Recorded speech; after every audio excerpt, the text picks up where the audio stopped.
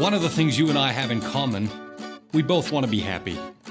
We're all on a quest for happiness. You have an enormous desire for happiness.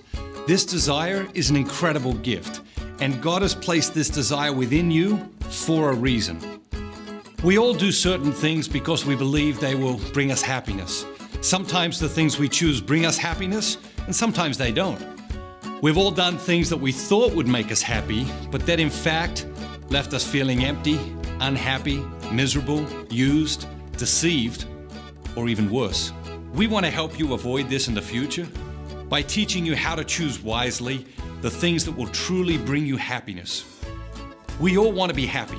The question is, how long do you want to be happy for? If you just want to be happy for an hour, take a nap. If you want to be happy for 2 hours, go out for a great meal. If you want to be happy for a whole day, go shopping. I'm not going to stand here and tell you shopping doesn't feel good. Shopping does, but it doesn't last. If you want to be happy for a whole week, go fishing. If you want to be happy for a whole month, take a vacation. Go down to Australia, you'll have a great time. If you want to be happy for a whole year, inherit a fortune. But the truth is, you want to be happy forever. The good news is, God wants you to be happy forever too. God created you for happiness. And not only does God want you to be happy, He wants to play an active role in your happiness.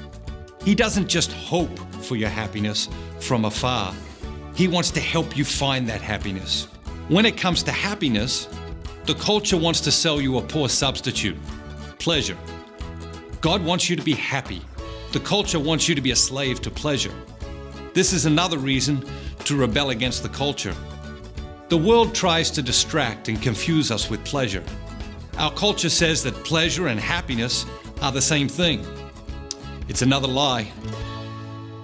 Pleasure is good and beautiful. And in the right context, God wants us to experience much pleasure in this life. But pleasure is not happiness. What's the difference between pleasure and happiness? Pleasure cannot be sustained beyond the activity producing it.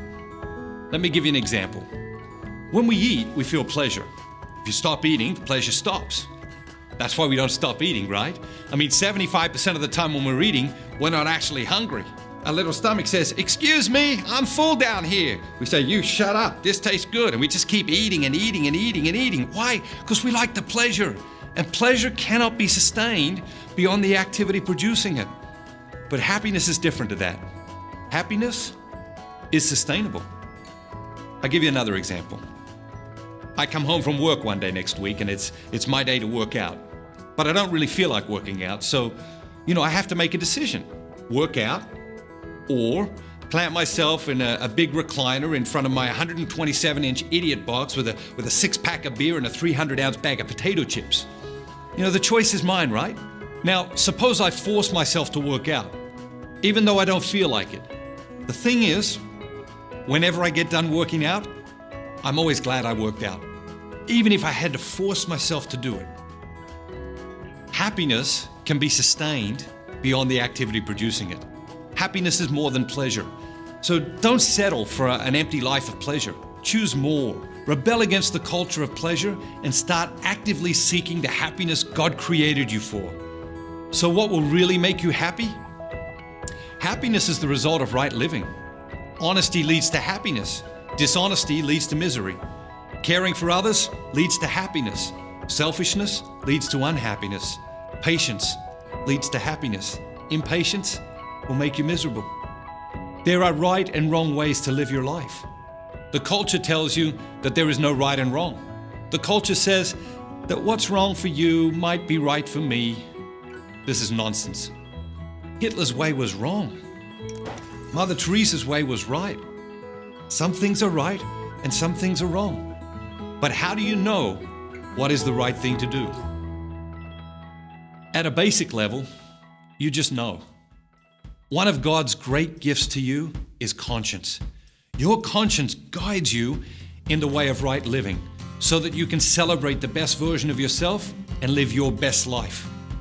Very often, we say, we don't know what we should do.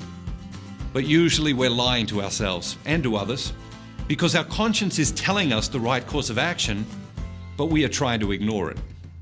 Our regrets are born when we ignore our conscience. But there may be a handful of times in your life when you legitimately don't know what the right thing to do is. It is for these times, more than any other, that God has given you another of His great gifts, reason. I had dinner last week with some friends, Mike and Samantha. They've been married for 2 years and have been trying to have a baby, but have not become pregnant. Their friends have been telling them about all sorts of fertility treatments, but they don't know if these treatments are part of God's dream for them. Mike and Samantha, more than anything else, just want to do the right thing, but they're not sure what the right thing to do is. You see, this is a highly specialized and complex area of science and morality. To get to the truth, they are going to need to study this issue. This is a perfect example of why God gave you a beautiful mind. You have the ability to study an issue, to search for the truth, to think things through, to seek out God's way, and to act on the truth you discover. If you want to make great decisions, just do the next right thing. Don't worry about what you have to do next week or next year. Just do the next right thing right now. 5 times or 10 times or 50 times or 100 times a day, if you do the next right thing often enough, you will live a life uncommon, a life that is rich with inner peace and happiness. So do the next right thing.